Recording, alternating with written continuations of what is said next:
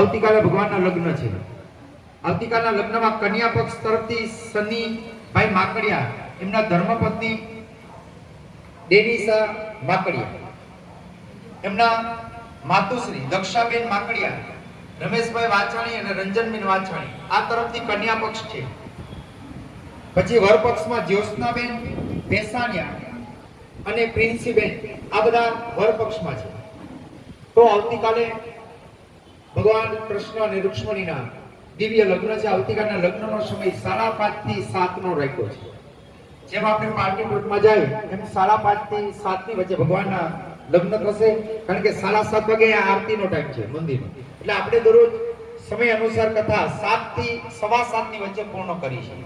તો આજે એની પાસે ફૂલ ભેગા થયેલા છે. બોલો શ્રી ભાગવત ભગવાન કી જય. આવતીકાલે બધાને આપણે નામ બોલશું. સૌ આગળ આપણે કથા લઈએ. ભગવાન બાળકૃષ્ણ લીલાની અંદર એકવાર ગોવાળીઓ બધા સામે સામે એકબીજાને કોળી આપીને ખવડાવતા. કૃષ્ણ પણ ગોવાળીઓને પોતાના મોઢેથી ખવડાવતો. એવામાં દેવો બધા વાતો કરવા લાગ્યા. દેવો જ્યારે આ કૃષ્ણની લીલા આ પૃથ્વી પર કરતો હતા વૃંદાવનની અંદર, ત્યારે દેવોએ કીધું બ્રહ્માને, બધા દેવો વાતો કરવા લાગ્યા કે આ કૃષ્ણ છે ને એ બ્રહ્મ નથી, એ તો ગોવાળિયાનું હેઠું ખાય છે, એકબીજાને ખવડાવે છે. બ્રહ્માને એમ થયું કે આ એકબીજાનું હેઠું ખાય છે, આ બ્રહ્મ છે, એ કેવી રીતે આપણે સમજવું. બ્રહ્માને એમ થયું કે પરીક્ષા લેવા જાય. અને બ્રહ્મા છે ને એક દિવસ વૃંદાવનની અંદર આવ્યા. વૃંદાવનમાં બધા ગોવાળિયાઓ, વાછડાઓ આ બધા ચરતા હતા, ગોવાળિયાઓ રમતા હતા. અને બ્રહ્મા એમ કહે છે બધાનું અપહરણ કરી દીધું. અપહરણ કરી અને બ્રહ્મલોકમાં લઈ ગયા. કૃષ્ણ છે ને એ વાછડાઓને જે બાજુ ચારતો હતા ને ઓલી બાજુ આમ ફૂલ ઝાડ તોડતા. લાલો જોયું કે આ બધા વાછડા, આ ગાયો, આ બધા ગયા ક્યાં? એને જોયું ને કે આ તો બ્રહ્માજી આનું હરણ કરી ગયા છે. લાલો કે કાંઈ વાંધો નહીં. લાલા એમ કહેવાય છે એવડા વાછડા, એવડી જ ગાયો, એવડા જ બાળકો બધા આવ્યા. કન્યાની બ્રહ્મની લીલાથી વૃંદાવનમાં બધા ચરે છે, ખાય છે. જ્યારે એમ કહેવાય છે ગાયો વાછડા ચારીને આવતા ધૂળ ઉડે છે, વાકડિયા વાર છે, પગમાં ચંપલ પહેર્યા નથી, વસ્ત્ર પૂરા પહેર્યા નથી. આગળ કથા કહું છું, વસ્ત્ર પૂરા પહેર્યા નથી, વાકડિયા વાર છે, ધૂળ ઉડે છે. ગાયના છાણ વાળા પગ થઈ ગયા છે.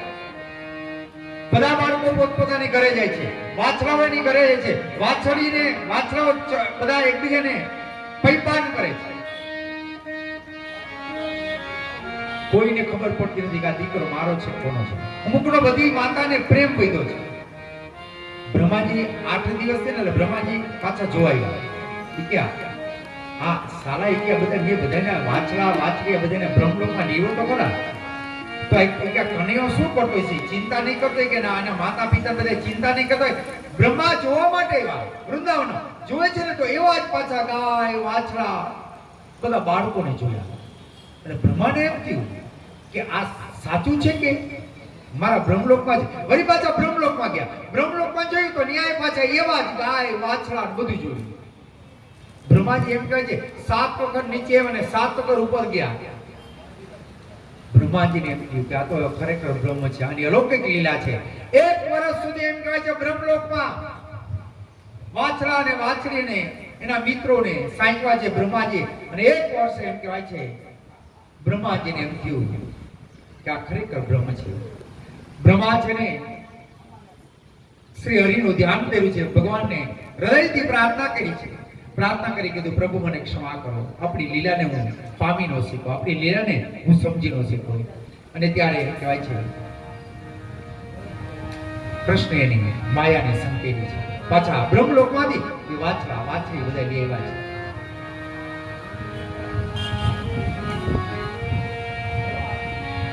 એકવાર બધા બાળકોએ કાનાને કીધું કે કાના કે આપણે અહીંયા આ યમુનાના તટ ઉપર આ વનરાવનની અંદર એક ધરો છે. એ ધરાની અંદર પાણી સરસ મજાનું છે, પણ એ ધરાનું પાણી છે ને કોઈ પશુ પક્ષી ગાય કોઈ પી શકતું નહીં. જો એ પાણી પીવા જાય ને તો એ ઝેર વાળું પાણી છે, કારણ કે એમાં કાલી નામનો નાગ રહે છે, અને એ નાગ છે ને એ બધું પાણી એને દૂષિત એટલે કે ઝેરી બનાવી દીધું છે, અને એનું પાણી કોઈ પીએ ને તો એ કે એ મૃત્યુને શરણ પામે છે.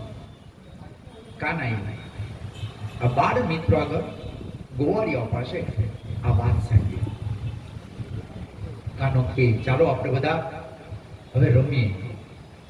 કાનો કે એક કામ કરો, એ કે આપણે છે ને કાલે એવી રમત રમી છે ગેડી દડાની. ગેડી દડાની રમત આવી કાંઈથી દડો ફેંકવાનો, જો દડો પકડી ન શકે ને પકડો દડો આડાવડો થઈ જાય તો જેનાથી દડો જાય ને એને લેવા જવાનો. તો નહીં આયા કાલની એક નવી રમત ચાલુ થઈ. બધા બાળકોને પાછું કે જો આપણે બધા વાછરા અને બધા ચરે છે, એ કે આપણે છે ને અહીંયા નથી રમવું, વાછરાઓને આ દડો લાગી જાય, આપણા વાછરાઓ ભડકી જાય, એ કે આપણે થોડાક દૂર જાય. એટલે એ બધા બાળકોને ધરા સુધી લઈ ગયો છે, મિત્રોને ગોપ મિત્રોને ધરા સુધી લઈ ગયો. અને એમ કહેવાય છે લાલાએ મિત્રોને કીધું કે મિત્રો તમે બધા આ બાજુ ઉભા રહ્યો, આ બાજુ છે ને હું ઉભો રહું છું, બલરામ એ તમારી સાઈડ. બધા બાળકો કે લાલા આ બાજુ અહીંયા આપણે ધડાગર નથી રમવું, અને ધડાગર રમશું ને કોઈ આમાં પડી જશે કે આમાં તો કાલી ના કરીએ છીએ. કને કે આપણે ધરાથી આ બાજુ રમવું. પાછું કને કીધું કે જો એકબીજાને દડાનો ઘા કરવાનો છૂટો અને બરાબર દડાને પકડવાનો. એટલે ગોપાલ મિત્રો કે એ તો ઠીક લાલા, કે આમાં દડો જો પડી જાય તો આપણે શું કરવું? એટલે કાનાએ કીધું કે જેનાથી દડો પડે એને દડો લેવા જવાનો. બધા બાળકો ભયભીત થઈ ગયા કે આમાંથી આપણા હાથથી દડો પડીએ તો આમાં કેવી રીતે લઈ જાવ? આમાં તો કાલી નાગરીએ છે, પાણી ઝેરી છે. એટલે કનૈયાએ કીધું કે એક કામ કરો, બલરામજી તો છે ને ગાયોને વાછરાને પાછું ધ્યાન રાખવા હોય ગયા. આ બાજુ મિત્રોને કે તમે છે ને ધરા બાજુ ઉભા છો મારી સામે, હું તમારી સામેની સાઈડમાં ઉભો રહું. તમે બધા એકલા ને તમે બધા હું એકલો, એકબીજા દડાને બરાબર ઘા કરે છે. લાલો સમય સૂચકતા જોઈ એકબીજાને અરસ પરસ દડો આવતો હતો, ગેડીનો ઘા થતો હતો, અને સમય જોઈ અને એમ કહેવાય છે લાલાએ બરાબર જોરથી ગેડીનો દડાનો ઘા કર્યો ને સીધો એ દડો છે ને ધરામાં પડ્યો છે. લાલો કેવા લાગ્યા કે મિત્રો દડો તો મારાથી જ પડી ગયો, કે હવે મારે દડો લેવા જવો જોઈશે. આપણો બધાનો નિયમ છે જેના હાથથી પડે લેવા જાય. કે દડો હવે જળમાંથી હું લેવા જાય. મિત્રો બધા કેવા લાગ્યા કે લાલા દડો નથી જોતો, આપણે ભલે તારાથી પડ્યો, અમારા દડાની કોઈ કિંમત નથી, પણ તારે એ જળમાં જવાનું નથી. અને તું જઈશ ને તો મેં નંદરાયને યશોદામાને જવાબ શું આપશું? બાળકો બધાએ લાલાને રોકે છે, પણ લાલાને તો અલોટ એક લીલા કરી છે, અને મિત્રો એને રોકે છે. વારંવાર રોકવા છતાં લાલો એમ કહેવાય છે કદમના ઝાડ ઉપર ચડ્યો. ન્યાય કદમનું ઝાડ હતું, કદમના ઝાડ ઉપર બેઠો અને ચડી, અને બાળકો બધા જોતા રહ્યા, અને લાલાએ ધરામાં ઠેકડો માર્યો છે. જળ કમળ છાની જાને બાળા, સ્વામી અમારો જાગશે જાગશે તને મારશે મને પાર હત્યા લાગશે. કમળ છાની જાને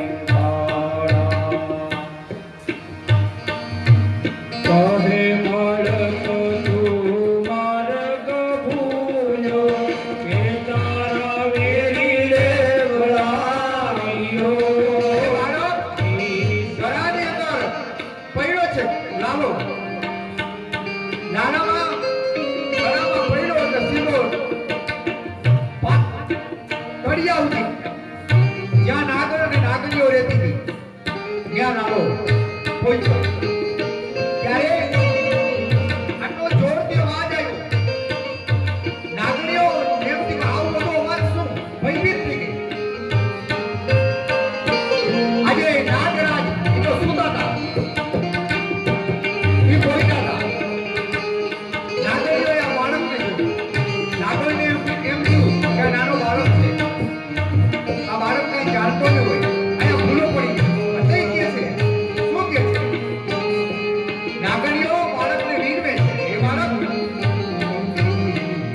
તું અહીંયા ક્યાં ભૂલો પડ્યો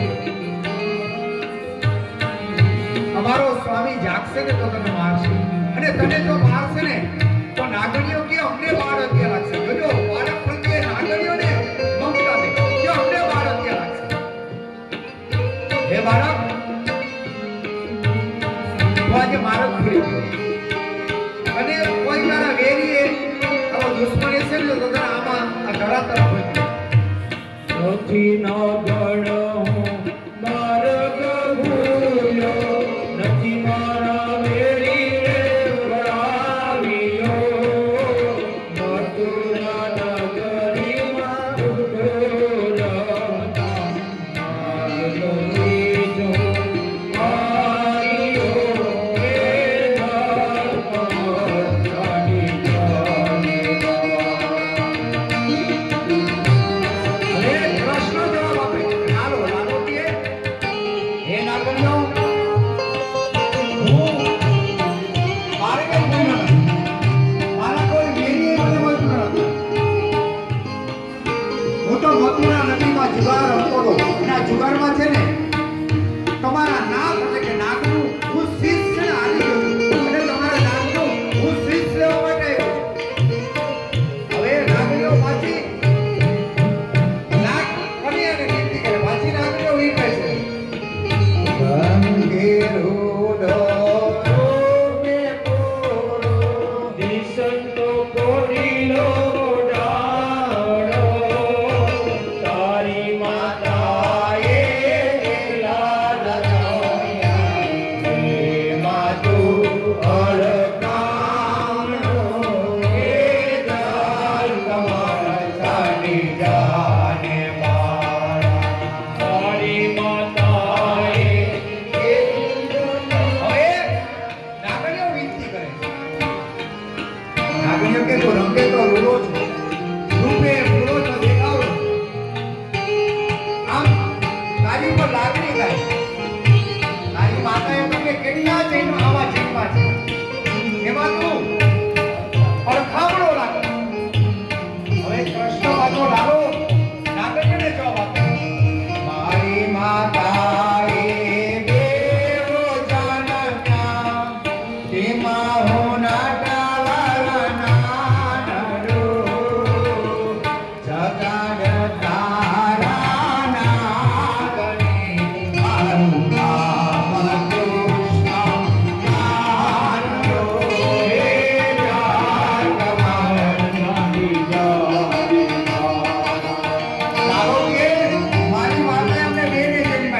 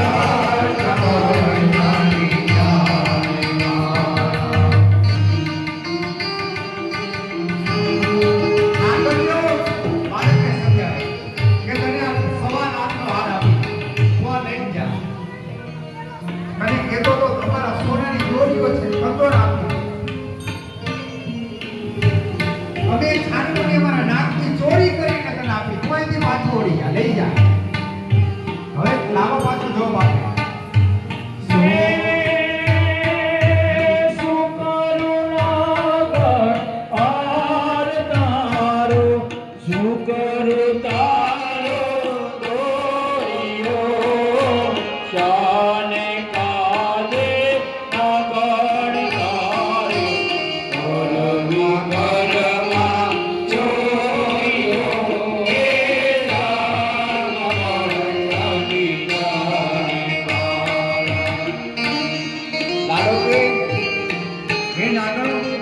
તમારા હારને મારે અનુકરણ કરવું, તમારી દોરીઓને અનુકરણ કરવું અને તમારા હમણાં ચોરી કરવી છે મારા માટે.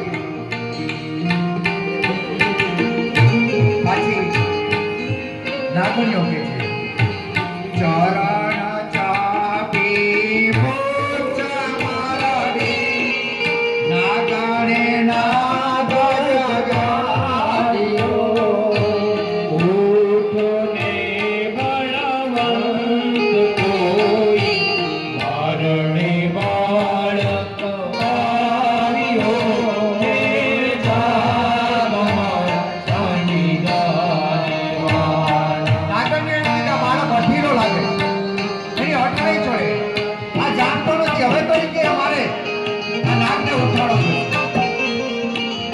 અને નાગણી આજે એના નાગ એવા બળવાન નાગને જગાડ્યા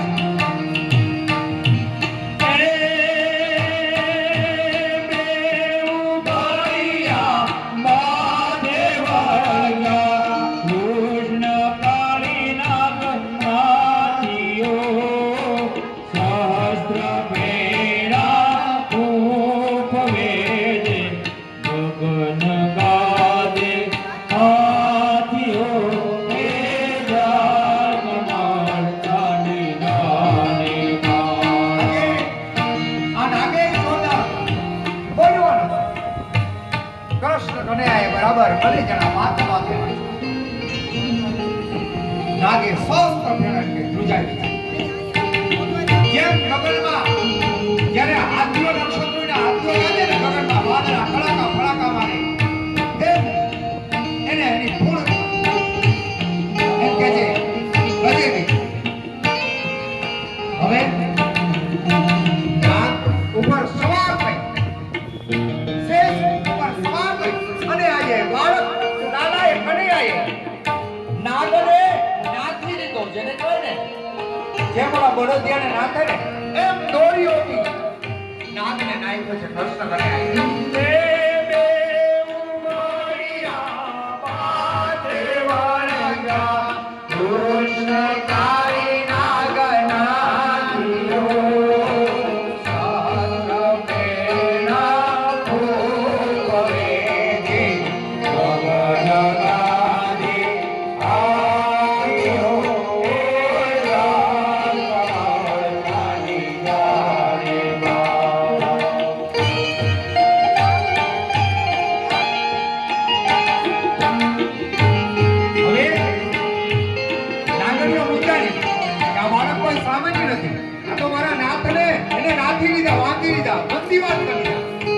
નાગણીઓ હવે એને પ્રાર્થના કરે છે નાગણ સોવીલા કરે છે નાગને બહુ દુઃખ આવશે મથુર નગરી મળી જશે પછી નાગનો શિષ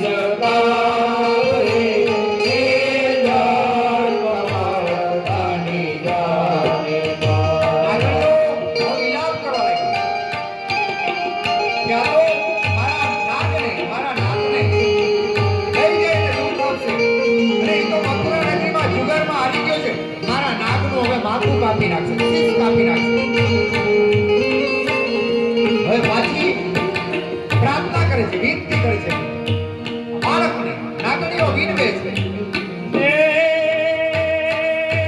દેવ કર જોડી વિનવે સ્વામી મૂકો અમારા કંદને અમે અમરાજી કાન સમજા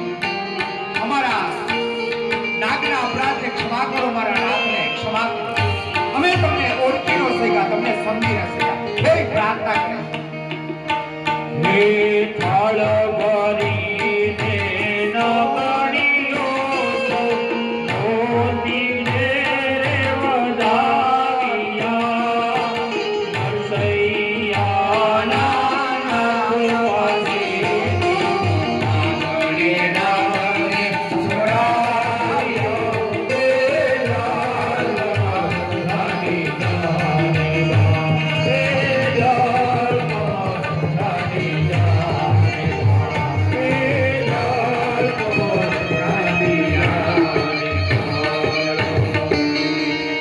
નાગણી આજે એમ કહેવાય છે ઓળખી ગયા કોઈ સામાન્ય બાળક નહીં, આ તો ભગવાન શિવ. નાગણીએ મોતી સાચા મોતી અને ખાડથી કૃષ્ણ કનૈયાને વધાવ્યા છે, વધાવી અને પ્રાર્થના કરી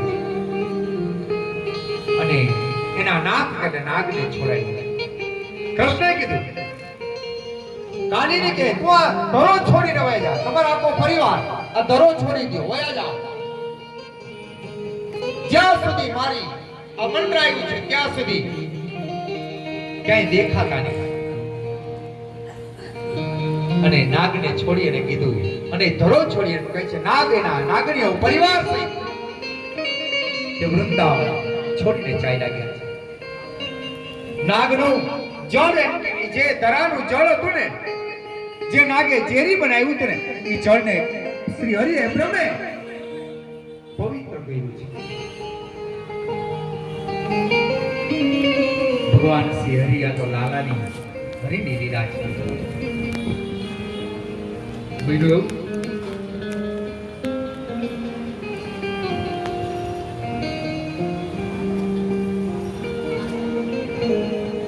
નંદરાય છે લાલાને કહે છે કે લાલા હવે આપણે ઇન્દ્રનો યજ્ઞને કરવાનો છે અને ઇન્દ્રના યજ્ઞ માટે આપણે બધી તૈયારી કરવાની. એટલે નંદરાય છે ને એના ગાડાઓ અને ગોપ મિત્રો અને વૃંદાવનના બધા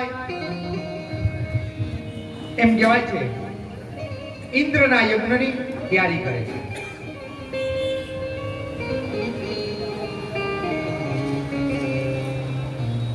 યજ્ઞ ઇન્દ્રના યજ્ઞની તૈયારી કરી એટલે લાલો કેવા લાગ્યો. લાલો કે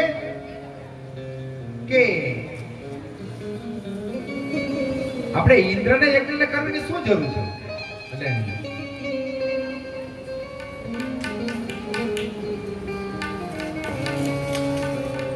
નંદરાય કહે કે લાલા ઇન્દ્રનો આપણે યજ્ઞ કરીએ ને દર વર્ષે, એટલે ઇન્દ્ર છે ને આપણી પર પ્રસન્ન નહીં. ઇન્દ્ર છે ને આપણે વરસાદ આપે, વરસાદથી નવા નવા અન્ન મળે, નવા નવા જળ મળે, ગાયોને ચારો મળે. ઇન્દ્ર મેઘનો રાજાથી આપણે ત્યાં લીલા લેર થાય, આ ધરતી લીલી છમ બની જાય, વરસાદ વરસાદે.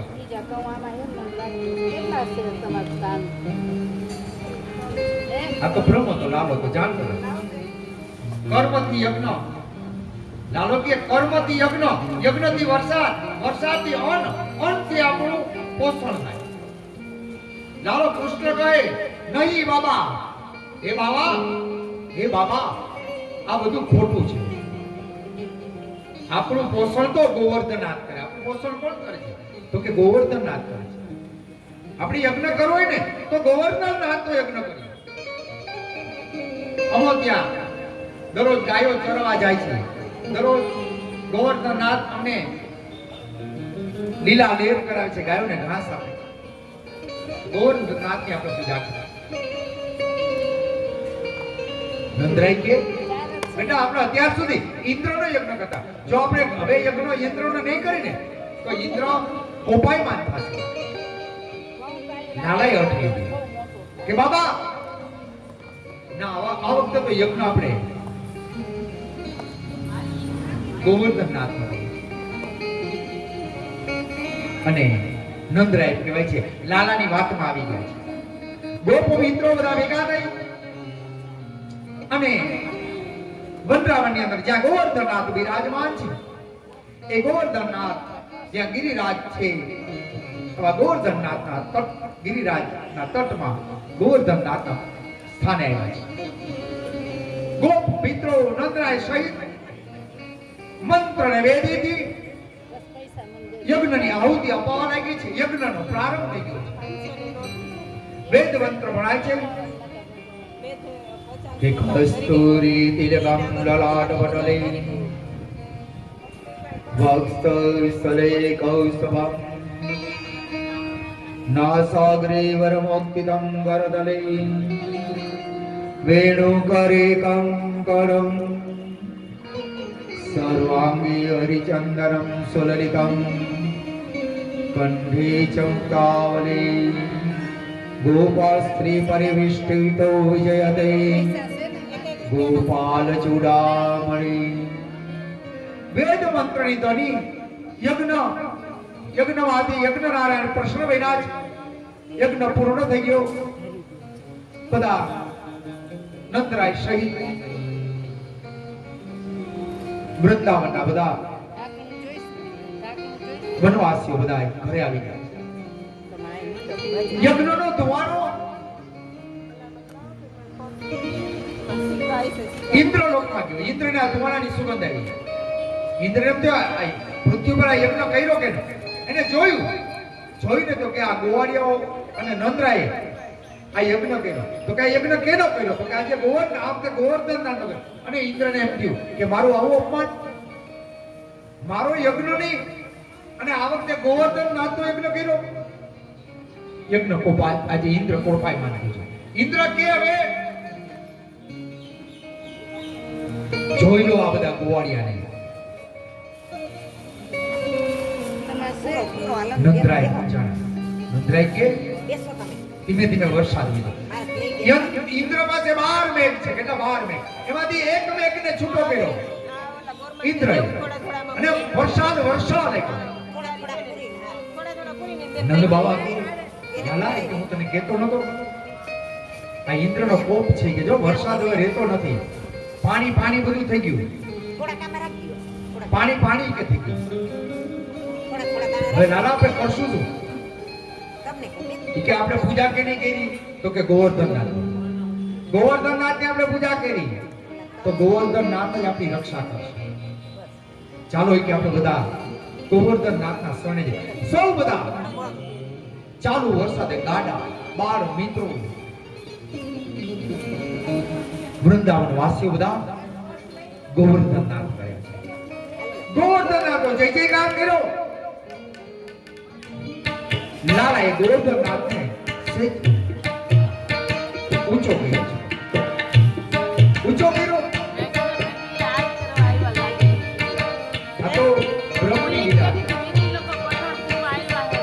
લાલો એટલો ખાલી આ માથાને ઊંચો કર્યો છતાં એને પોતાનો મહિમા નથી બતાવ્યો કે હું બ્રહ્મ છું. અને બધાએ ગોવર્ધન કે બધાએ થોડો ટેકો આપો. આ પર્વતને આપણે ઊંચો કરી ભલે અને આપણે છે ને પછી પર્વતની નીચે આપણે બધાએ વયા જઈએ એટલે આપણી પર વરસાદ પડે નહીં અને આપણું રક્ષણ નહીં. એટલે બધાએ ગોવર્ધન બનાય પર્વતને ઊંચો કર્યો. આજે નાનાએ બ્રહ્મે પર્વત ઊંચો થયો. બધાએ વૃંદાવન વાસીઓને કે આવકાર્યો. બધા ગાડા સહિત અંદર ગાય વાછડા જે કાંઈ ગાડા બધું અંદર લઈ ગોવર્ધનથી નીચે બધાએ આવી ગયા. વરસાદથી બધાનું રક્ષણ થયું. હવે ગોવર્ધન નીચે આવ્યા ને આ વાત મારે કહેવાય નહીં પણ કોઈ ખોટું ન લગાડતા. હવે ગોવર્ધનનાથના કટ નીચે બધા આવ્યા અને ભગવાને કેટલી આંગળીથી ગોવર્ધન આખો ઝીલો થયો. એટલે ગોવાળિયા બધાને એમ થયું કે આપણે બધાએ લાકડીનો ટેકો દઈ. લાલો આ છોકરો એકલો થાકી જાય એટલે બધા છે ને એ લાકડીના ટેકા રાખીને ઉભા થાય. અને બધાએ ગોવાળને થોડોક અહમ આવ્યો. જ્યારે અહમ આવે ત્યારે બ્રહ્મેનો અહમ તોડે છે. એટલે ભગવાને છે ને જરાક આમ આંગળીની શેક નીચે લીધી અને થોડો આંચકો આવ્યો ને ત્યાંથી લગભગ જો ભળવાની બધા હોય ને એને બધાને શું ટેવ હોય લાકડી આમ ટેકે રાખીને ઉભી રહે શું ટેવ હોય એ જેથી આંચકો આવ્યો ને તેથી બધા લાકડી છે ને ટેકે રાખવા લાગ્યા કારણ કે આંચકો એને યાદ કરાવે છે એટલે ગોવાળીઓ બકરા ચારતા હોય ઢોર પાલ ચારતા હોય ત્યારે લાકડીને ટેકે ઉભા હોય અને બધાય જો એ આંચકો આવ્યો ને તાતો ગોવાળીઓની રાડ નીકળી ગઈ બધાય બાર મિત્રો ગોવાળી મિત્રો કે એ લાલા લેજે લાલા કટકી આંગળી પર ગોંધનાથ ધારણ કર્યા છે ઇન્દ્રએ એમ થયું કે આ બધા 7 દિવસનો વરસાદ વરસાવું છું હજી ક્યાં કોઈને કઈ થયું નથી અને નજર કરી ઇન્દ્રએ 12 મેઘને ખડા કર્યા 12 મેઘને છૂટા કર્યા એક મેઘનો વરસાદ આપણે સહન ન કરી શકી 12 મેઘને છૂટા કર્યા 12 મેઘ જાય છે છૂટા થયા છે વર્ષા ગોવર્ધનને ફરતે ભગવાને લાલાએ સુદર્શન ચક્ર મૂક્યું ફરતું પાણી અંદર આવે ચક્ર છે ને આખા ગોવર્ધન નાથની રક્ષા કરે જળને કાપે છે છેવટે એમ કહેવાય છે કે ઇન્દ્ર છે ને ખાઈકો કે 7 દિવસ બધા ગોવાળની બાળ મિત્રની વૃંદાવનના વાસીઓની લાલાએ રક્ષા કરે છે કોઈને આંચ આવવા દીધી હવે ઇન્દ્ર સમજી ગયો કે આમાં આ તો બ્રહ્મ છે ઇન્દ્રએ એમ કહેવાય છે ક્ષમા માંગી છે હૃદયથી સ્તુતિ કરી છે બ્રહ્મની કે લાલા મને ક્ષમા કર હું તને સમજી ન શકું બ્રહ્મની સ્તુતિ કરી હું તને સમજી ન શકું વરસાદ શાંત થયો છે બધા વૃંદાવનના વાસીઓ ગોવર્ધન નીચેથી બહાર આવ્યા એવું જ પાછું વાતાવરણ થઈ ગયું હવે ઇન્દ્રને એમ થયું કે હું બ્રહ્મના દર્શન કરું અને એ લૌકિક આવા વંડ્રમાનની અંદર ઇન્દ્ર પોતાની સ્વર્ગમાંથી કામધેનુ ગાય લે અને ભગવાન કૃષ્ણ કલ્યાણની એમ કહેવાય છે ત્યાં પૂજા કરી છે અને એક શબ્દમાં બહુ જાજુ નહીં હમણાં ભગવાનની આરતી થશે સમય થઈ ગયો છે તો એક શબ્દમાં આપણે જે કે સુરભી ગાયન દૂધ ભરી લાવ્યો સુરભી ગાયન દૂધ ભરી લાવ્યો સ્નાન કરાવો લાલને તમે સ્નાન સુધારો નંદલાલા સ્વર્ગમાં કામધેનુ ગાય હતી એ ગાય જ્યારે સમુદ્ર મંથનમાંથી આવી અને ઇન્દ્ર સ્વર્ગમાં લઈ ગયો એ કામધેનુ ગાયનું નામ હતું સુરભી બીજું નામ એ સુરભી ગાયને લઈને આવ્યો એના દૂધથી લાલાની પૂજા કરી અને એ દૂધનો પ્રવાહથી એમ કહેવાય છે કે આખું ત્યાં લાલો બેઠો છે ઉપર સુરભી ગાય એના દૂધ આચરમાંથી છોડે છે લાલાને સ્નાન કરાવે છે આખો તળાવ ભરાય છે સુરભી ગાય હૃદયથી ભગવાન કૃષ્ણને વૈરા છે એટલે ગાય છે ને એ હૃદયથી કૃષ્ણને વૈરા એટલે એનું નામ કૃષ્ણનું બીજું નામ પડ્યું શું પડ્યું ગોવિંદ બોલો શ્રી ગોવિંદ લાલની જય જે દૂધનું તળાવ ભરાણું એ તળાવ ભરાણું એની મહત્તા વધારી અને એમ કહેવાય છે એ સુરભી તળાવ તરીકે ઓળખાય છે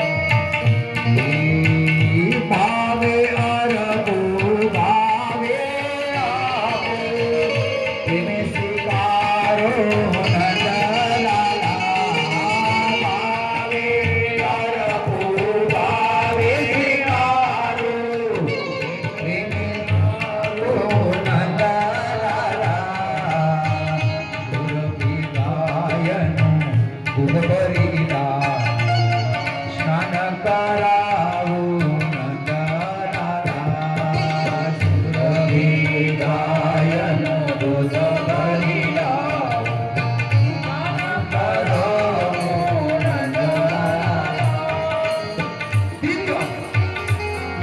આજે ઇન્દ્ર એમ કહે છે બ્રહ્મની દર્શન કર્યા, બ્રહ્મની પૂજા કરી છે. આજે બ્રહ્મ પ્રસન્ન બન્યા છે, સુરભીને વૈરા છે અને સુરભીનું મહત્વ વધાયું છે. ઇન્દ્ર પાછા સ્વર્ગમાં ગયા છે, બ્રહ્મના આશીર્વાદ લીધા છે. આપણે હવે જ્યારે ગોવર્ધન રાત્રિ કૃપાથી ભગવાને જેની રક્ષા આપી હોય એને જેને રક્ષા આપી હોય એની આપણે સેવા પૂજા કરી, એની સેવા પૂજા કરો તો અવશ્ય ભગવાન આપણું રક્ષણ કરે. શાસ્ત્રમાં 56 ભોગ ભગવાનને ધરાવો તો 56 જગ્યાથી ભગવાન આપણું રક્ષા આપે. એટલા માટે આ ભગવાન ગોવર્ધનનાથની હવે આપણે સૌ સાથે મળી સાંજનો સમય થવા આવ્યો છે. સુખદેવજી મહારાજ પરીક્ષિત રાજાને કથા કહેતા હતા કે હે પરીક્ષિત, આજે આ કથાનો 5મો દિવસ, સંધ્યા સમય થતી. સંધ્યા સમયે બધા ઋષિઓને બધાને સંધ્યા વદનનો સમય થઈ જતો. ગાયો પોતે પણ એના વાછરાઓને પૈપાટ કરવા માટે અધીરી બનતી. પક્ષીઓ પોતાનો અંધારા પહેલા પોતાના માળામાં પોતાના બચ્ચાઓને ચારો લઈને જવાનું હતું. આ બાજુ ઋષિ મુનિઓને સંધ્યાનો સમય થતો અને એમ કહેવાય છે સુખદેવજી મહારાજ સંધ્યા સમયે કથામાં વિરામ રાખતા.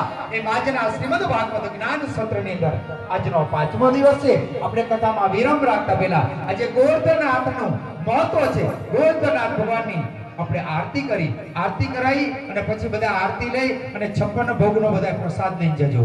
તો સૌ સાથે મળી આવતીકાલે ભગવાન શ્રી હરિના લગ્નનો, કૃષ્ણ અને રુક્ષ્મણીના લગ્ન છે.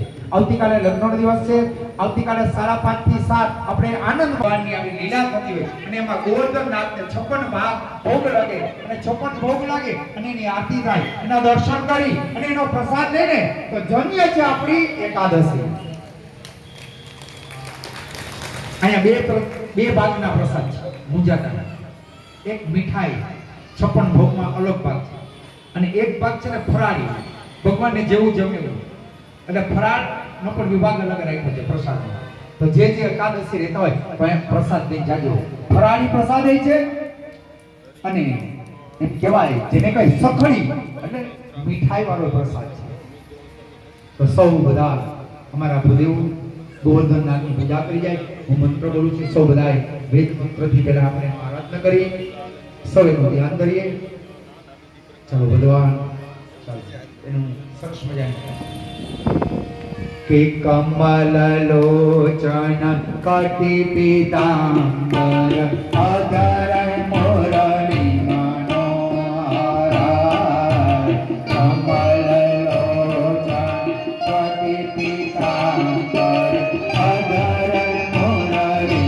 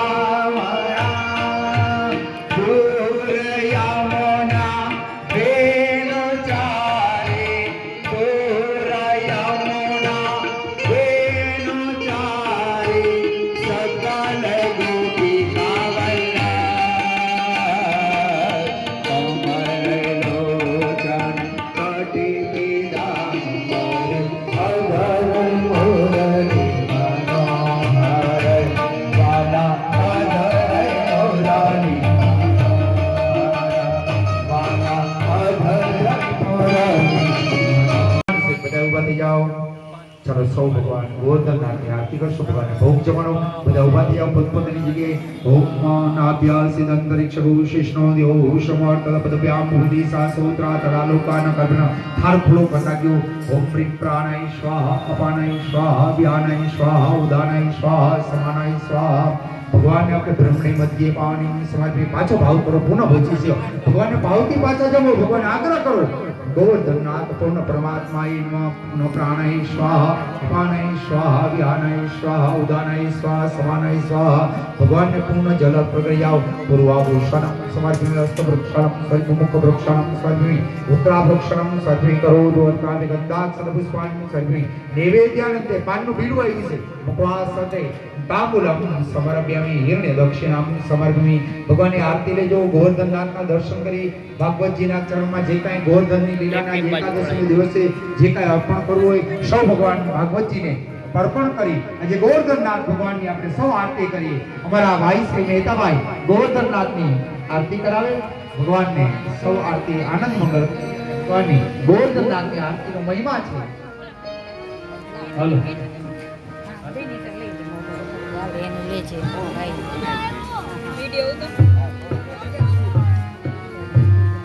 YouTube માં આવશે આ બધું. દીવડા જગમગ જગમગ થાય.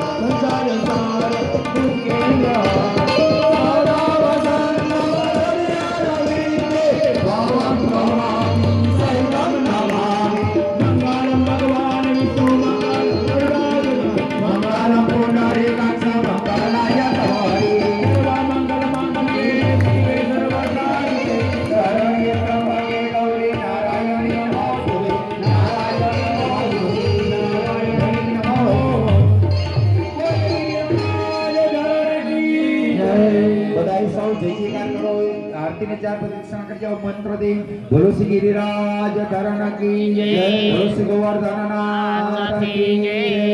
બધાય ભગવાનને આરતી આપી દો. પછી બધા આરતી લઈ લ્યો. આરતી લે અને દક્ષાબેન તમે બધાને પ્રસાદ દેવાની તૈયારી કરજો. જે લોકોએ ગિરિરાજના પ્રદક્ષિણા કરવી હોય, ચાર પ્રદક્ષિણા કરવી હોય તો ચાર, જે લોકોએ એક કરવી તો એક, જેટલી કરવી ગિરિરાજ ભગવાનના પ્રદક્ષિણા કરી લેજો. ગિરિરાજની પ્રસાદ દહીં જાજો. 56 ભોગનો આજે ભોગ છે અને 56 ભોગ ભગવાન ગિરિરાજને અર્પણ કર્યા છે. ફરાળી પ્રસાદી છે અને સખડી એટલે કે મીઠાઈની પણ પ્રસાદી છે. તો અમારા યજમાનને કે જે કાંઈ ભગવાનને ભેટ ધરવી હોય ભાગવતજીને અર્પણ કરી અને ગિરિરાજ ભગવાનને અર્પણ કરી અને આપ બધા સૌ આરતી લઈ લ્યો. આ ભગવાનની આજે મહાઆરતી છે. એકાદશીનો દિવસ છે, પુરુષોત્તમ મહિનો છે.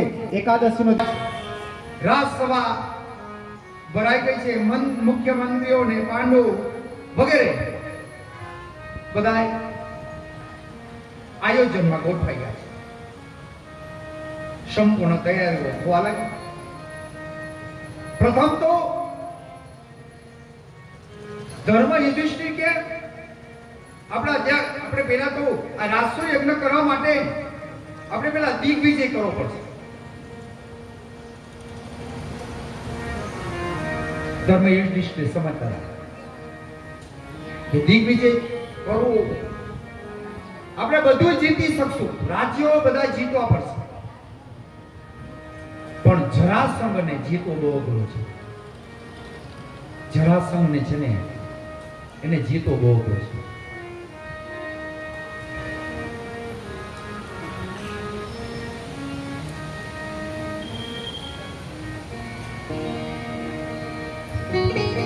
બધાને પોતપોતાની જવાબદારી છે મળી ગઈ.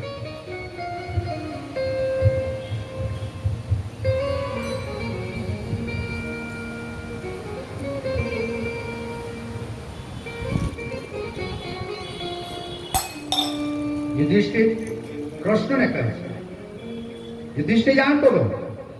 કૃષ્ણને કે આ બધામાં જે કાંઈ આયોજન કરી છે એમાં અગ્રણી કૃષ્ણને કે તમે જ છો, તમારે જ આગળ આવવાનું છે. જે કાંઈ આયોજન કર્યું કૃષ્ણને આગળ કર્યા. આપની કૃપાથી અમો સૌ પાંડુ દેવો પિતૃ યજ્ઞ નારાયણ અમે બધાએ પૂજનો કરશું.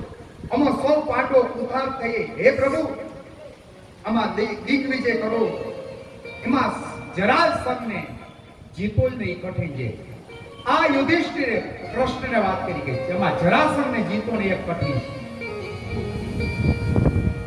જેમાં તો હે કૃષ્ણ, હે પરમાત્મા, આપની સંપૂર્ણ કૃપા હશે ને તો આ રાજસૂર્ય થઈ શકશે. કૃષ્ણ છે ને ઉંમરમાં નાના, કારણ કે યુધિષ્ઠિર તો મોટા. કૃષ્ણ બોલ્યા, મોટા ભાઈ આપણે સૌ પર ફૈબાના શુભ આશીર્વાદ છે. જોજો છતાંય કૃષ્ણ એમ નથી કીધું કે હું કરું સકટનો ભાર જેમ શ્વાન તાળે. પરમાત્માએ આ આખા ભાગવતની અંદર બહુ 3 વસ્તુઓ ખાસ કીધી. એક ભગવાન કે હું કરું, હું પણ છોડી દઉં. એક અભિમાન છોડી દઉં અને ગર્વ છોડી દઉં. બસ આ 3 વસ્તુ અહમ જાય છે ને એટલે ઈશ્વર કે હું તારી સાથે છું. ભગવાને કે એમ નથી કીધું, છતાં એવું કીધું કે મોટા ભાઈ આપણા સૌ ઉપર ફૈબાના શુભ આશીર્વાદ છે. આપે જે ઉમદા વિચાર કર્યો છે કે આપની શુભ મનો ઈચ્છા પૂર્ણ થાવ અને દિવ્ય કીર્તિ મેળવી યશસ્વી બનો. હે મોટા ભાઈ આપ કશો જાતની ચિંતા કરો, બધું જ આનંદથી થઈ જશે. હું કોઈથી ન જીતાવ એવું અજીત આપ સૌ મને પ્રેમથી જીત્યો છે. તમે મને વશ કરજો. હે મોટા ભાઈ હવે તમામ ભાઈઓને હું જુદી જુદી કામગીરી આપું છું. બધાને હું કામ સોંપું છું. કૃષ્ણ કામ સોંપે છે. કામગીરી દિગ્વિજય માટે સહદેવ અને સંજયને દક્ષિણ દિશામાં મોકલ્યા કે તમે દક્ષિણ દિશામાં આવો અને જીતો રાજ્યને. અર્જુન કૈકેયીને યોદ્ધાઓ સાથે ઉત્તર દિશામાં મોકલ્યા કે તમે દિગ્વિજય મેળવો. ભીમ મહારાણીઓ સાથે પૂર્વ દિશામાં મોકલ્યા છે. નિકુલ મત્સ્ય યોદ્ધાઓ સાથે પશ્ચિમ દિશામાં મોકલ્યા છે. હવે જરાસંઘ જીતવા માટે કૃષ્ણ, ભીમ અને અર્જુન આ 3 તૈયાર થયા છે. આ 3 બ્રાહ્મણના વેશ લીધા. ભગવાન કૃષ્ણે કીધું હવે જોજો આપણે કે જરાસંઘને જીતવા માટે આપણે વેશ પલટો કરવો પડશે.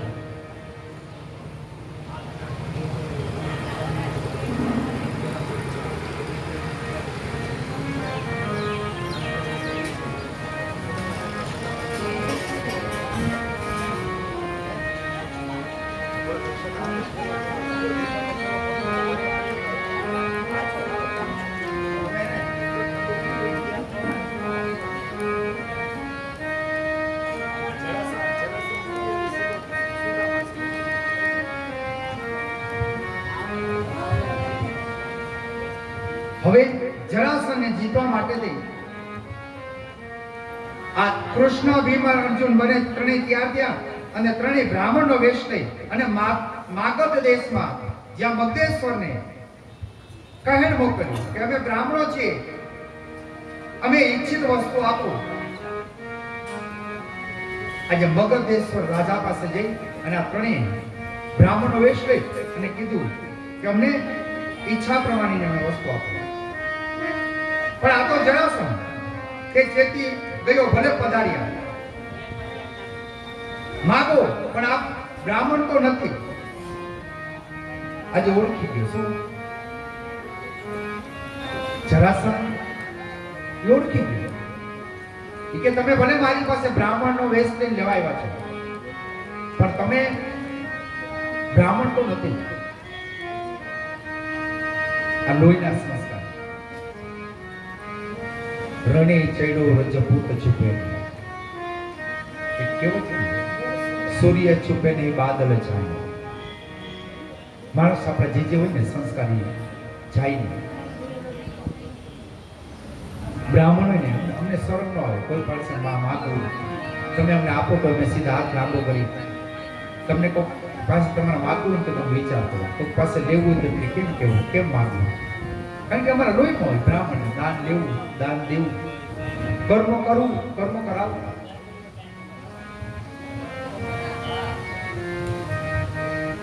છતાં જરાસંઘે કીધું કે તમે બ્રાહ્મણનો સ્વાંગ લીધો છે, બ્રાહ્મણનો તમે આજે પહેરવેશ કરીને આવ્યા છો. આપના સ્વર, હાથની આકૃતિ અને ભાષા જોતા તમે બ્રાહ્મણ નથી પણ ક્ષત્રિય છો. છતાં આજે મારા યાચક એટલે કે મારી પાસે માગવા આવ્યા છો. યાચક એટલે માગવા માટે તમે જે માગશો ને એવું તમને આપીશ. જરાસંઘે કીધું.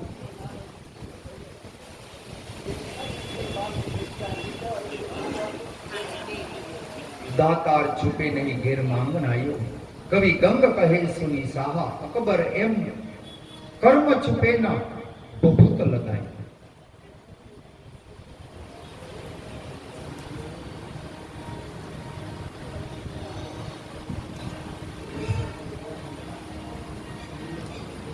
હવે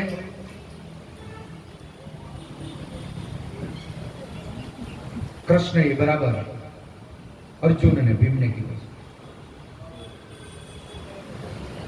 કે હે રાજા, એ જરાસંઘ જો તું એમ કહેતો કે મારી પાસે માગો તો ને તમે અમને ઓળખી ગયા છો કે અમે ક્ષત્રિય છે, તો અમારી સાથે તમે યુદ્ધ કરો. જરાસંઘે કીધું. જરાસંઘ જોજો શું કીધું? એ કે યુદ્ધ હું કેની સાથે કરું? જરાસંઘ કે હે કૃષ્ણ, તું તો ચોર છો, તું ગાયો ચારી ગયા, ગામડામાં ઉછરેલ છો, બીકણ, તને યુદ્ધની શું ખબર પડે? તારી સાથે હું નહીં લડું. કૃષ્ણની સાથે લડવાની ના પડી જરાસંઘ. કૃષ્ણ કે તો અર્જુન સાથે લડ. અર્જુનને કે તું વ્યંઢળ રૂપ લીધેલ છે, માટે હું પણ તારી સાથે યુદ્ધ લાયક નથી. કે તે એકવાર વ્યંઢળ પહેર્યો, એકવાર અર્જુને સ્ત્રીના કપડા પહેર્યા. આ મહાભારતની કથા છે કે વ્યંઢળ સાથે હું લડીશ નહીં. જરાસંઘ. હવે બાકી રહ્યું કોણ? તો કે ભીમ. તો એ જરાસંઘ, હવે તું ભીમની સાથે લડ. ભીમને કે તારી સાથે લડું પણ મારામાં લડી શકે એવું તારામાં બળ હોવું જોઈએ. ભીમ તો કેટલો મજબૂત હતો, ભીમમાં કેટલો બળ. છતાં જરાસંઘે કીધું કે મારી સાથે મારો ગળિયો હોવો જોઈએ, મારી સાથે લડી શકે હોય એવી શક્તિવાન હોવો જોઈએ, તો જ હું એની સાથે યુદ્ધ કરું. ભીમને કે હું તને યુદ્ધ આપું, આનો તારી સાથે લડું, તમે માગ્યું છે. પણ પેલા કે મારા રાજ્યમાં 1 મહિનો રહ્યો. ભીમને કે તારે જે ખાવું હોય પીવું હોય તું ખાઈ પીને પેલા તગડો બન અને તારી તાકાત તું વધારે. અને ભીમનો તો ખોરાક કેટલો હતો તમને ખબર છે? ભીમે જરાસંઘે કીધું 1 મહિનો સુધી ને ખાવાનું જ કામ કર્યું અને ભીમ અલમસ્તાન બન્યું. જરાસંઘ કેટલો બળવાની છે. પેલા એને કીધું તું ખાઈ પીને મારી સાથે હજી તાકાત મેળવ.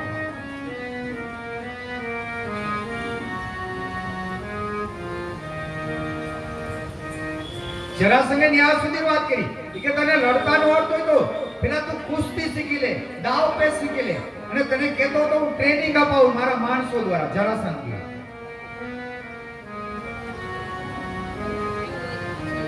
ત્રણેય કબૂલ થયા. ભીમને ખરેખર સારો ખોરાક કરાવ્યો જરાસંઘ, એને બરાબર તૈયાર કર્યો, યુદ્ધ ભૂમિ તૈયાર કરાવી છે. ભીમ જરાસંઘનો દ્વંદ્વ યુદ્ધ ચાલુ થયું. યુદ્ધ એમ કહે છે 27 દિવસ સુધી ચાલ્યું છે. ભીમ અને જરાસંઘ 27 દિવસના યુદ્ધમાં એમ કહેવાય છે ભીમ થાક્યો હતો. યુદ્ધના મેદાનની અંદર બધા બેઠા છે. અર્જુન, કૃષ્ણ પણ દરરોજ સવારથી સાંજ સુધી યુદ્ધ જોયા રાખે. જરાસંઘ મરાતો નથી. ભીમે હવે થાક્યો છે. ભીમે કહ્યું પ્રભુ, છેલ્લે ભીમે એમ કહી દીધું પ્રભુ આ મારાથી નહીં જીતાય, હું હાર કબૂલ કરું છું.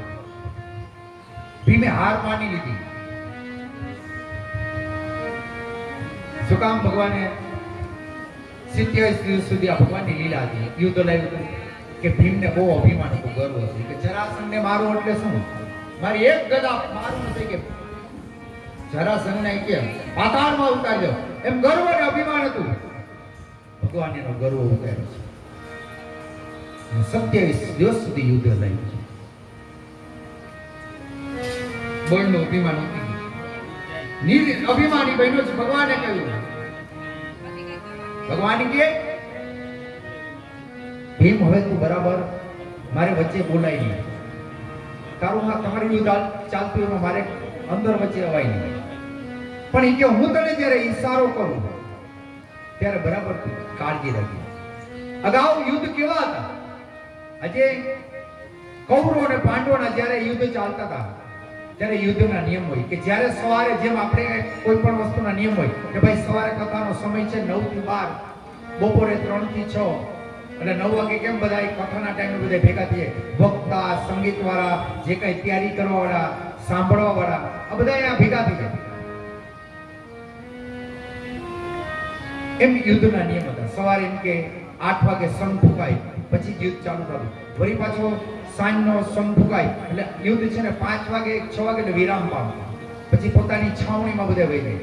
એમ જે આજે અખાડો તૈયાર કર્યો જરાસંઘે, જે મેદાન તૈયાર કર્યું એ મેદાનની અંદર જ્યારે રાતના સમયમાં વિરામ આવતો, વિરામ પડે એટલે ભીમને પાછા અર્જુનને એની પાસે આવતો. જરાસંઘ પણ એના રાણીઓ પાસે વહી જાય. ભીમે કીધું અર્જુનને કે મારાથી આ નહીં જીતાય, હું હારી ગયો. અર્જુન કે ભીમ કૃષ્ણ ભગવાન કરે એ કે જરાસંઘ અમારી સાથે લડશે ને, એને ના પાડી દીધી. તને એકને જ લડવા માટે તને તૈયાર કર્યો પણ એ કે તું છે ને મુંજામાં જી લડ, હું તને ઈશારો કરું ને એ પ્રમાણે કરજે.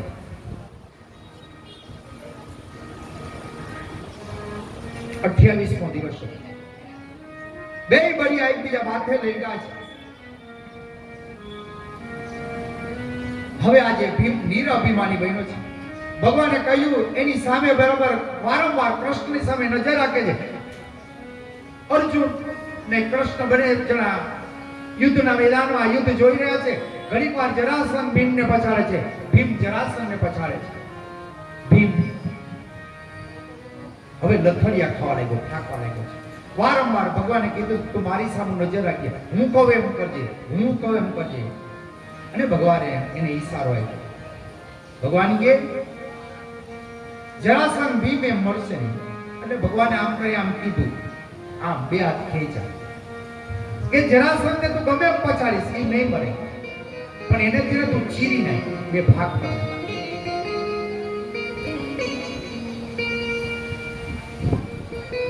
છતાં કૃષ્ણ એને ઈશારો કરે છે. ભીમ સમજ્યો. થોડીક વાર થયો પાછો ભીમ થઈ ગયો. ભગવાન કહે મારે સમજાવવું કેમ? એટલે ભગવાન એક બાજુમાં કૃષ્ણ ભગવાન એમ કહે છે ને મંચ ને આ બેઠા હતા ને એક સળી પડી હતી. ભગવાન એ સળી આમ હાથમાં લીધી, ભીમની સામે સળી રાખી, સળી નામ ચીરી નાખી. એક આમ નાખી, એક આમ નાખી. ઈશારાથી સમજી ગયું ભીમ. એટલે સળીને છે ને એક પગ આમ દબાવ્યો, બીજો પગ ખેંચી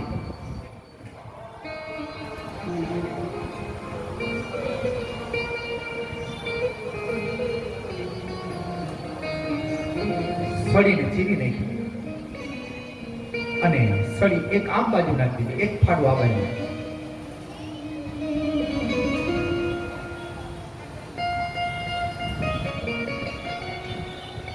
જરાસંઘને વરદાન થોડીક વાર દીધો, બે ફાડા નાખ્યા જા, ફરતા ફરતા ફરતા પાછા બે ફાડા ભેગા થઈ વળી જરાસંઘ ઉભો થઈ ગયો.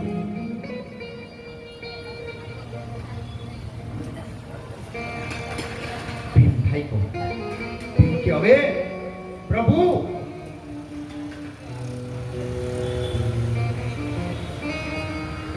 ફરી ભગવાને ઉકેલ કાઢીને ભગવાન ભીમને કે પાછી સળી લીધી, ચીરી અને બે ફાડા નાખીને ભગવાને શું કર્યું?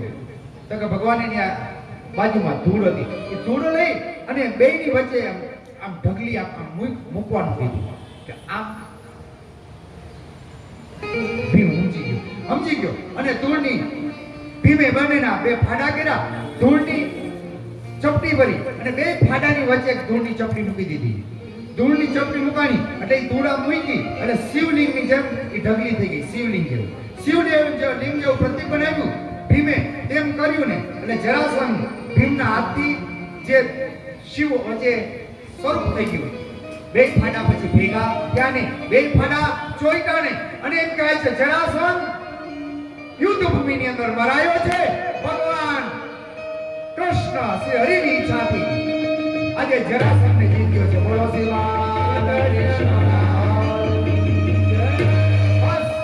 હસ્તિનાપુરના રાજા ધર્મ યુધિષ્ઠિરને એક જરાસંઘને જીતો હતો અને ભગવાન હરિની ઈચ્છાથી જરાસંઘને જીતો હતો. મત્સ્યેશ્વર મરાયો જરાસંઘને. સહદેવ નામે પુત્ર હતો. ભગવાને જરાસંઘનું રાજ્ય એના પુત્ર અને જરાસંઘનો પુત્ર કોણ હતો? તો કે સહદેવ હતો. એનું રાજ્ય એના દીકરાને આપી દીધું, એને રાજ તિલક કર્યું.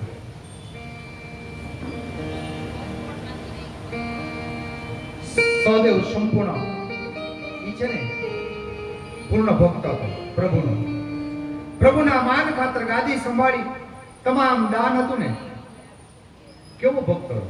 એના તમામ જે કાંઈ હતું ને કે મારા પિતાનું દાન, કે જો એ પ્રભુ આજે તમે રાસુર યજ્ઞ કરતા હો, હસ્તિનાપુરની અંદર ધર્મરાજા રાસુર યજ્ઞ કરતા હોય ને, તો મારા પિતાનું બધું દાન છે ને હું આ રાસુર યજ્ઞમાં આપી દઉં છું. આવો દાનેશ્વરી અને આવો પ્રભુનો ભક્ત હતો. હવે આ કથા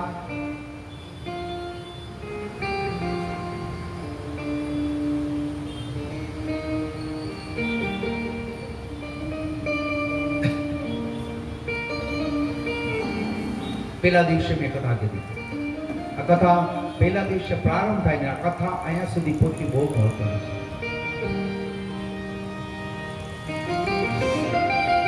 જ્યારે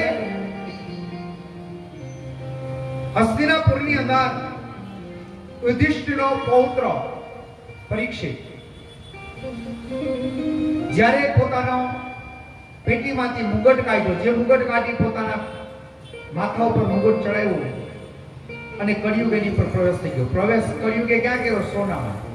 એ સોનાનો મુગટ એકદમ એમાં ઈ મોહિત થઈ ગયો. એ મુગટ એને ધારણ કર્યો અને એને મૃગલા કરવાની ઈચ્છા થઈ અને એમ કહેવાય છે એક મૃગલા કરવા નીકળ્યો અને એને પાણીની તરસ લાગી અને એમ કહેવાય છે સભી ઋષિના આશ્રમની અંદર ગયા છે અને ન્યાય એનાથી પાણી આપો કીધું. ઋષિ તપમાં હતા અને એક સર્પને મારી એને એના ગળામાં નાખ્યો છે અને ગળામાં નાખી અને પછી એમ કહે છે કે સભી ઋષિના પુત્ર શૃંગી એ આશ્રમમાં આવ્યા હતા અને એને થયું કે મારા પિતાના ગળામાં મરેલો શ્રાપ કોને નાખ્યો છે? આવો કોણ મૂર્ખ છે? અને ક્રોધાવિષ્ટ અવસ્થામાં, બાલ્ય અવસ્થામાં એનાથી શ્રાપ દેવાઈ ગયો હતો કે મારા પિતાના ગળામાં જેને મરેલો શ્રાપ નાખ્યો છે એને 7મા દિવસે આજથી સર્પદંશની દક્ષના દંશથી એનું મૃત્યુ થશે. એ શ્રાપનો આજે 7મો દિવસ છે.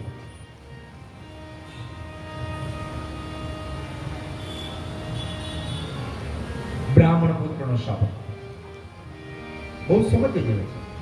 મુગટ પહેર્યો તો પરીક્ષિતની બુદ્ધિ ફરી ગઈ. કારણ કે અનીતિનું ધન હતું.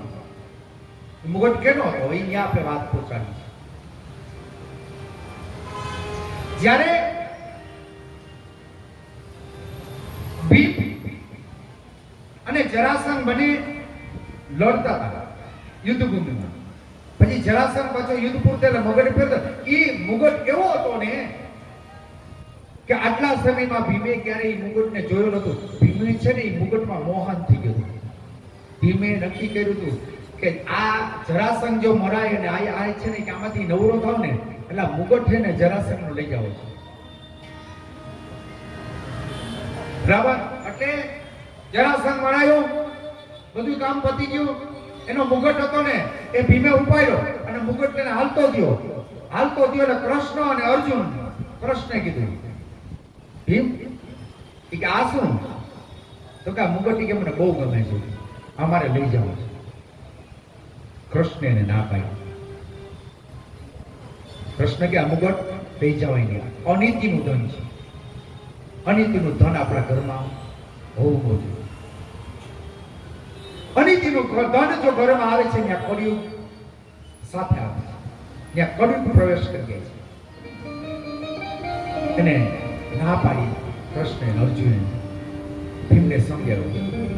ભીમ કે કાંઈ નહીં. એમ કે ભીમે શું કર્યું કે હમણાં આવું એમ કે મુગટ પાછો ક્યાંક સંઘળી આવ્યો, મંગાડ્યો. ભીમે મનોમન નક્કી કર્યું આ મુગટ તો ઉપાડી જાવ છે, ભલે ક્યાંક સંઘરી દીધો. કૃષ્ણ અને અર્જુનની સાથે ભીમ પાછો હસ્તિનાપુરમાં આવી ગયો. પણ એક દિવસ એમ કહેવાય છે પાછો નીકળી અને જ્યાં હિંગરો હતો ને એ મુગટ ક્યાંથી લેવો હતો. એ મુગટ ક્યારે લેવો એટલે એને ખબર પડ્યું કે જો આ કૃષ્ણને કે ધર્મ રાજાને કે અર્જુનને બધાને ખબર પડશે તો આ મુગટ પાછા મારી પર ખીજાશે. એટલે ભીમે ત્યાંથી આવી અને એ મુગટ છે ને એક પેટીમાં હતી ને એ પેટીમાં નાખી અને પેક કરી દીધો હતો, તાળું મારી અને મૂકી દીધો હતો. કારણ કે બહુ મુગટ ગમતો. એ જરાસંઘનો અનીતિનો ચોરેલો મુગટ હતો. આ મુગટની અંદર કળિયુગનો પ્રવેશ હતો અને એ મુગટ પેટીમાં પડ્યો હતો. મેં પહેલે દિવસે પણ કથામાં કીધું કે જ્યારે પરીક્ષિત રાજાને રાજ્ય સોંપાણું અને પરીક્ષિત રાજાની બરાબર નજર એકવાર એ પેટી ઉપર ગઈ કે આ વર્ષોથી આ પેટી પડી છે, આ પેટી ઉપર ધૂળ ચડી ગયા, આમાં તાળું માર્યું છે, એ કે આમાં છે શું? એ કે અને એને પેટી ખોલાવી. પેટી ખોલાવી અને પેટી જેવી ખોલી એમાંથી એકદમ પ્રકાશ ફેલાયો અને મુગટ એના હાથમાં લીધો તો મુગટ જોઈ પરીક્ષિત પણ અંજાઈ ગયો અને પરીક્ષિત એમ કીધું આ તો મુગટ, આહા મારા દાદાનો આવો બધો મુગટ. અને પરીક્ષિત રાજા એ મુગટને ધારણ કર્યો અને મુગટને ધારણ કર્યો અને કળિયુગ એની પર પ્રવેશ થયો અને કળિયુગ પ્રવેશ થયો અને એનાથી આ પાપ થઈ ગયો અને બે પાપ કર્યા. એક તો કે સર્પને માર્યો એટલે પેલું પાપ. બીજું પાપ તો કે બ્રાહ્મણના ગળામાં મરેલો શ્રાપ નાખ્યો, બ્રાહ્મણના તપમાં ભંગ કર્યો. આ બે પાપ થયા અને પરીક્ષિત રાજાને બ્રાહ્મણના પુત્રનો શ્રાપ મળ્યો. આ જરાસંઘ અનીતિનો મુગટ હતો. આ પેટીનો જવાબ આજે પહેલા દિવસે પેટી પેક હતી. આજે 7મા દિવસે પેટીને ખોલી હું તમને જવાબ આપું છું કે આ મુગટ કયો હતો? જરાસંઘનો હતો. અને પરીક્ષિતના દાદા ભીમ એ મુગટ લેવા હતા અને એ મુગટ છે ને પરીક્ષિતે ધારણ કર્યો.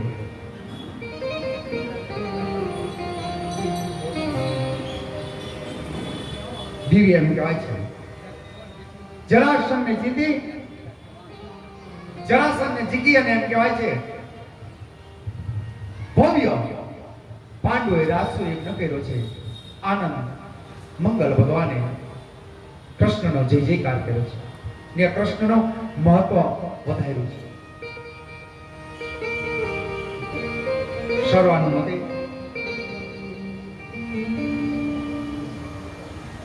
જરાસંઘ ને રાજાએ 20,800 એમ કહે છે રાજાઓને એને જીતી અને પોતાના કેદખાનામાં પૂર્યા હતા. આ બધાને છૂટા કરાયા, બધાને છોડ્યા છે. જરાસંઘનો પુત્રે જે કાંઈ ધન હતું ને રાસુર યજ્ઞમાં એને ધન એમાં આપ્યું. અને ભગવાન હરિ કે આ અનિતિનું ધન છે પણ ભગવાનનો જ્યાં હાથ અડે ત્યાં બધું ધન પવિત્ર થઈ જાય છે. ભગવાને ધનને પવિત્ર કર્યું અને એમ કહેવાય છે અને એ પવિત્ર યજ્ઞના કાર્યમાં જ વાપર્યું. એટલા માટે કહેવાય છે કે આપણા ઘરમાં જાણતા અજાણતા બે ધ્યાનપણે સપનામાં મનથી વાણીથી વિચારથી અનીતિથી અધર્મથી આપણા ઘરમાં કોઈ પણ ધન આવ્યું હોય તો 10 ભાગ કાઢવું. કેમ છે 10 ભાગ કાઢવું? 10 રૂપિયા કમાય તો 1 રૂપિયા જેટલું સત્કર્મી કંઈક વાપરવું તો આપણું ધન છે ને પવિત્ર. લક્ષ્મી ભગવાન છે હરી કે છે કે લક્ષ્મીને પવિત્ર કરવી હોય તો 500 ની લોટ લઈ કે 200 ની અત્યારે તો જે હાલતી હોય 500 ની નોટ લઈને કે ડોલરને ડેટ વાળું પાણી કરીને ધોવાનું ગાય કાં તો કે લક્ષ્મી પવિત્ર કરવી ધોવી એને ધોવાનો બે તો બધું ધોવાઈ જાય, તૂટી જાય. એને પવિત્ર કરવા માટે 10 ભાગ સારા કાર્યમાં ઘણા જાતના સત્કર્મ થાય. સત્કર્મ ઘણા પ્રકારના હોય. બ્રાહ્મણને દાન આપો તો જ સત્કર્મ થાય એવું નથી. ઘણી જગ્યાએ વગેરે આજે પ્રત્યેશ્વર મહાદેવ ના સાનિધ્યમાં આપણે કર્મ કરીએ. આપણે ટેમ્પલેટમાં ઉપર લખ્યું છે કે પ્રત્યેશ્વર મહાદેવના લાભાર્થ. તો અહીંયા ગિરજીભાઈ વારંવાર કહે છે ભાઈ 3 રૂમ બનાવવા છે તો આમાં તમે ફાળો આપો. એ સત્માર્ગ છે. આ કોક કામ આવશે આ છાપરુને હોલ છે તો તમે નો અહીંયા બેઠા છે. અહીંયા નો હોત તો અહીંયા આપણે બેઠા છે તો ઉપર છાપરું છે, આ વ્યવસ્થા છે તો હું ને તમે અહીંયા બેઠા છે અને ભગવાનના ગુણગાન ગાય છે. તો આ બનાવવા માટે પણ બધાનો સાથ અને સહકાર અને ફાળો મળ્યો હોય ને ત્યારે આ બન્યું હોય. એમ અહીંયા પણ જે બનશે ને એ બધાને લાભાર્થે કામ આવશે. આ જગતની અંદર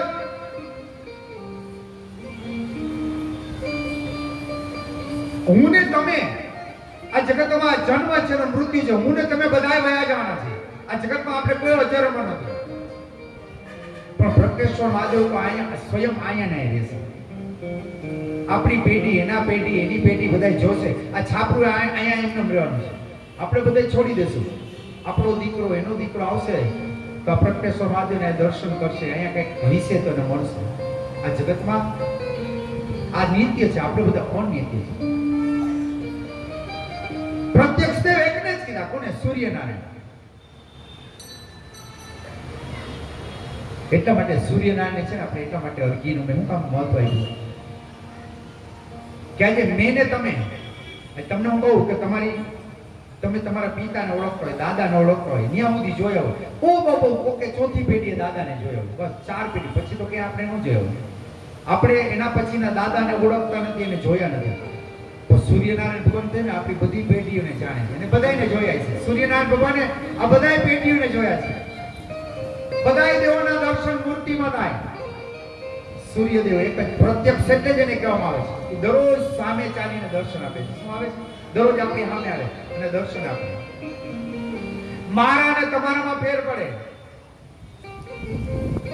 સૂર્યનારાયણ ભગવાનના ટાઈમમાં કઈ ફેર નહીં પડે. આપણે એમ કીધું ને કે 8 વાગે આવજો, આપણે 8 ના ક્યારેક 8:30 થઈ જાય. અહીંયા 3:30 નો ટાઈમ છે કથાનો, આપણે કથામાં આવવામાં 4 વાગી જાય. પણ સૂર્યનારાયણ ભગવાનના ટાઈમમાં ફેર ન પડે, એના ટાઈમે ઉગે છે અને એના ટાઈમે પાછા અસ્ત પામે છે. એ નિત્ય છે, પ્રત્યક્ષ. એ કોઈનું ચલાવતા નથી.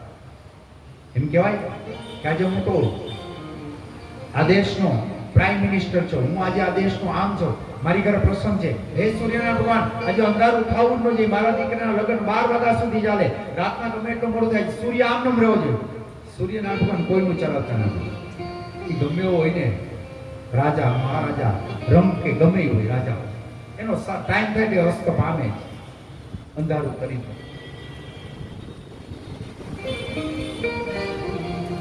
પાંડવોએ ભેગા થઈ દિવ્ય રાશિ રચી. જરાસંઘના સમય પ્રમાણે બરાબર પોરબંદરની અંદર એક સુદામા નામે બ્રાહ્મણ હતો. આ બ્રાહ્મણ છે ને એ પવિત્ર હતો. સુદામા જેને કહેવાય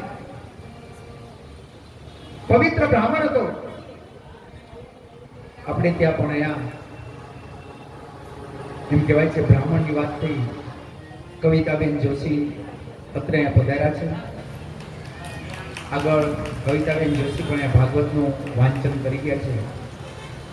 આજે આપણે અત્રે અહીંયા પધાર્યા છે, એનું આપણે સન્માન કરીએ, ભાગવતજીના દર્શન કરી.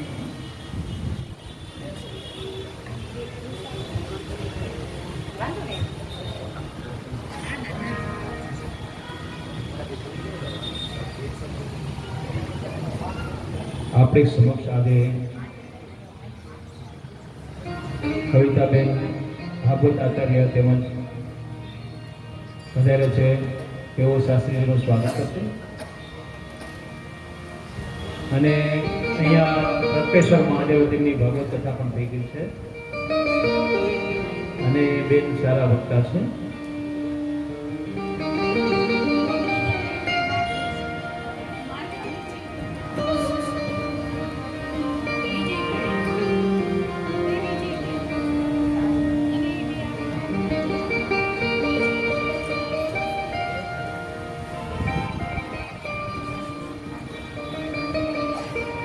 કૃષ્ણ કનૈયા લાલ કી જય. હમણાં જ 11 શનિવારે સુવર્ણભૂમિની અંદર એમને કથા પૂર્ણ કરી છે. આગની કથા ટૂંક સમયમાં હમણાં શ્રીલંકાની અંદર કથા કરવા જઈ રહ્યા છે. શ્રીલંકાની તારીખ કવિતાબેન કહેશે, એક શબ્દ પણ આપણે કહેશે. અને દિવ્ય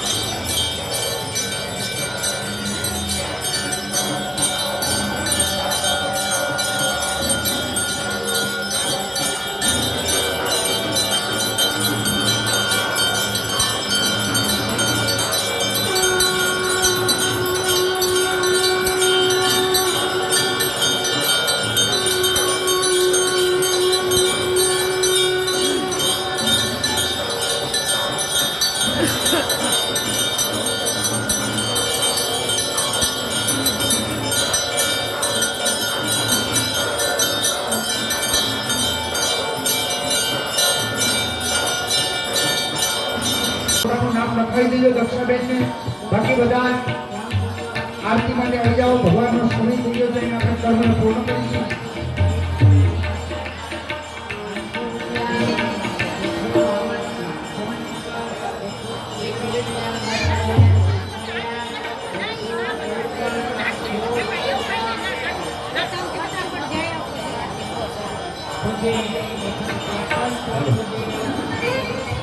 બોલો કૃષ્ણ કનૈયા લાલ કી જય. આરતી કરી.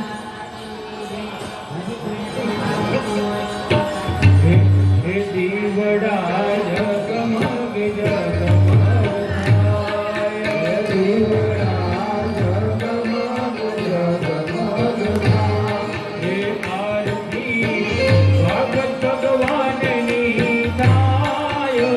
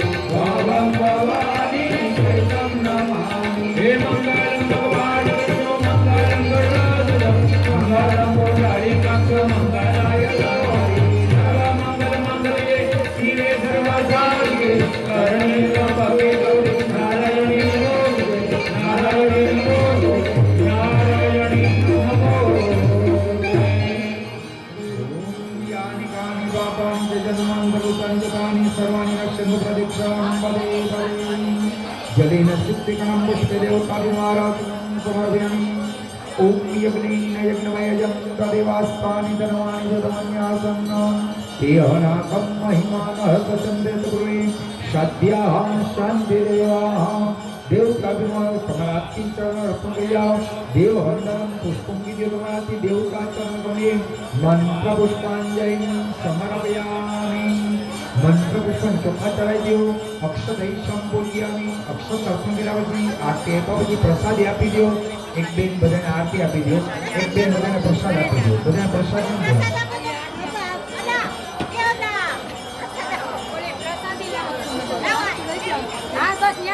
બધા પ્રસાદ લઈને જજો મહાદેવની આરતી થાય છે એને પણ લાભ લેજો।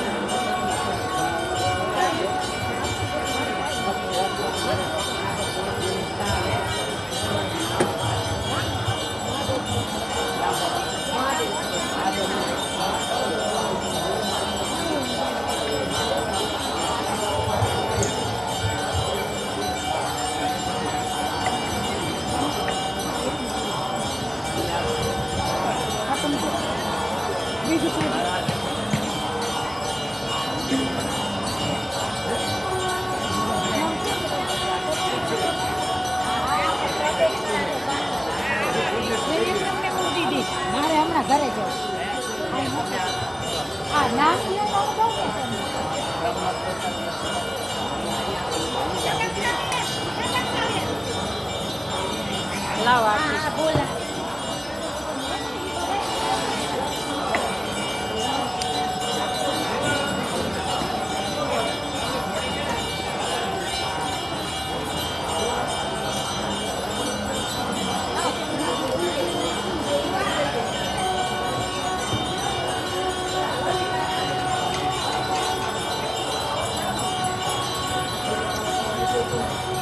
જીવીએ પરમાત્માએ ઉત્તમ દિવસો આપ્યા છે. ભાગવતજીની પ્રદક્ષિણા કરી, તમે બધા પ્રદક્ષિણા કરી અને આપણે 4 જગ્યાએ પોતે પધરા જવાનું છે. આ જિજ્ઞેશભાઈની દેવતાને ઉત્તર પ્રદેશની ભેટી કરશે. હું બધે 4 જગ્યાએ જાઉં છું. બરાબર. હું અમારા માસાએ જો અમને આજથી 20 વર્ષ પહેલાં 20 વર્ષ કે ભલે 20 વર્ષ પહેલાં અમે ધોરાજી ઉપનેટાની વચ્ચે અમારા નટુભાઈ જેવીભાઈ ઘોડાસરા ત્યાં અમે ભાગવત આપણે કર્યું હતું. બરાબર. ચીખલિયા, ક્યાં ચીખલિયા, અને ખેડ કંપામાં આવી ખેડ કંપામાં મારી કથા આવતી ત્યાં તમે આવ્યા હતા ડુંગરવેડામાં. બરાબર. તમે નટુભાઈ, હા બરાબર. એ આખો રસ્તો ડુંગર વેળો કાંઈ મળે નહીં. ફળ પાણીના ઠાકરા જ્યાં પાણોનો ની પાર વગર દીવે વાળું કરે એ ખેડ કંપો. હવે આવા જગ્યાએ માતા આવ્યા હતા. એ 25 વર્ષ થઈ ગયા. અને તે પછી આપણે ચીખલિયા કથા કરી. ગામ સમજતા આખું ગામ ચીખલિયા.